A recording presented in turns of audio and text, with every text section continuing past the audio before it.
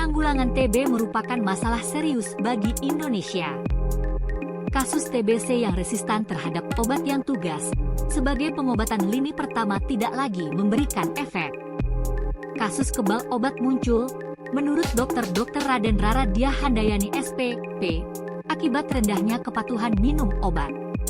Artinya pembangkangan, kata Rara, dalam diskusi memperingati Hari TB Sedunia, Jumat. Sejumlah literatur menyebutkan TB resistan obat merupakan pengembangan dari TB biasa. Akibat ketidakteraturan minum obat, bakteri menjadi kebal terhadap obat tertentu, seperti bakterisida, rifampicin, dan isoniazid.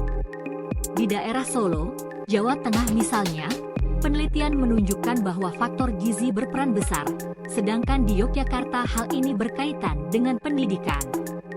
Sementara di Sumatera Barat, studi tersebut menyimpulkan bahwa status ketenagakerjaan menjadi salah satu faktor. Mereka yang tidak bekerja, semakin tinggi risiko mengembangkan TB yang resistan terhadap obat. Karena orang yang tidak bekerja akan kehilangan penghasilan. Ini berarti bahwa ekonomi mengurangi kepatuhan, tambahnya. Sedangkan penelitian di Bandung menempatkan kepatuhan berobat, faktor biaya, dan komunikasi sebagai faktor yang mendukung terjadinya kasus resistensi obat pada penderita TB.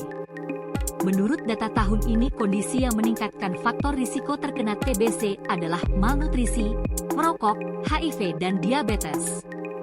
Pada tahun-tahun sebelumnya, HIV berada di bawah diabetes. Artinya, kata Rara, saat ini ada peningkatan risiko penderita HIV di Indonesia untuk terkena TB. Indonesia nomor 2 secara global, India menempati peringkat kedua dunia untuk jumlah penderita TBC setelah India. Sementara Cina menyusul di posisi ketiga. Penyakit menular yang menyerang paru-paru ini disebabkan oleh bakteri Mycobacterium tuberculosis. Data global tahun 2021 menunjukkan perkiraan 10,6 juta kasus TB terdeteksi di seluruh dunia. Sedangkan pada tahun 2020, jumlah kasus tercatat 10 juta. Dari total 10,6 juta kasus, diperkirakan hanya 6,4 juta atau sekitar 60,3% pasien yang menjalani pengobatan dan sisanya belum diobati.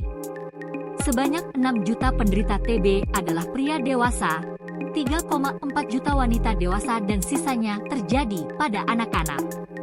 Indonesia juga mencatat 144.000 kematian akibat TBC. Diperkirakan resistensi obat di Indonesia terjadi pada sekitar 28.000 kasus. Dengan perkiraan jumlah kasus hampir 1 juta, menurut pimpinan proyek Zero TB Yogyakarta, Dr. Rina Triasih M. Med PhD, deteksi kasus tingkat nasional belum maksimal. Salah satu penyebabnya adalah masih banyak penderita TBC yang belum berobat ke fasilitas kesehatan. Ditambah lagi, penemuan kasus di Indonesia masih dilakukan secara pasif, hanya menunggu pasien datang ke fasilitas kesehatan, ujarnya.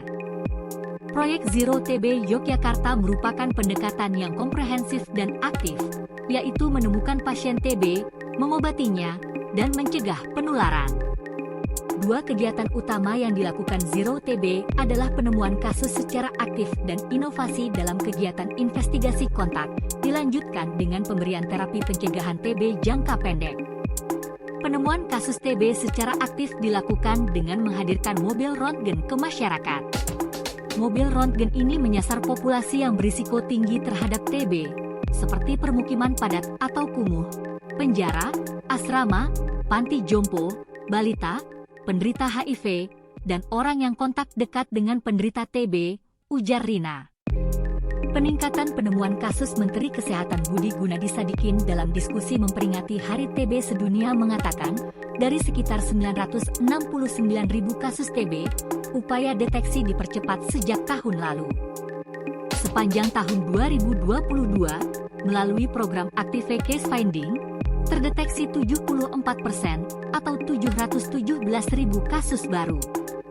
Tahun depan, pemerintah berkomitmen meningkatkan penemuan kasus baru dengan target 90% atau hampir 900.000 kasus tercatat.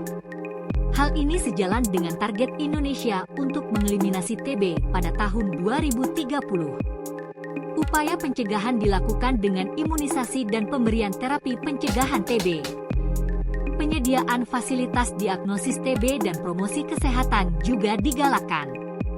Untuk itu, Budi mendorong kerjasama antara pemangku kepentingan, peneliti dan masyarakat, termasuk peneliti dalam upaya ini. Kami juga mendorong para peneliti, akademisi dan industri vaksin dalam negeri untuk mendukung transformasi ketahanan kesehatan dengan mengembangkan vaksin TB, imbuhnya. Aplikasi mencegah resistensi tantangan Menkes tersebut antara lain dijawab oleh dosen peneliti dari Fakultas Kedokteran, Keperawatan dan Kesehatan Masyarakat Universitas Gadjah Mada, Dr. Riris Andono Ahmad. MPH Ia rekan-rekannya memanfaatkan teknologi untuk mencegah munculnya kasus TB resisten obat melalui aplikasi Tomo yang berarti tuberculosis monitoring untuk smartphone. Inovasi berupa Tomo ini mendukung keberhasilan pengobatan tuberkulosis yang resistan terhadap obat, kata Riris. Pengobatan TBC sendiri sudah sulit, karena butuh disiplin 6 bulan. Jika dihentikan tanpa berkonsultasi dengan dokter, TB yang resistan terhadap obat kemungkinan akan muncul, dan masa pengobatan mungkin lebih lama. Padahal, ada 37 jenis obat yang harus dikonsumsi setiap hari oleh pasien. Untuk itu, Tomo dikembangkan untuk meningkatkan kualitas dan efektivitas layanan tuberkulosis yang resistan terhadap obat.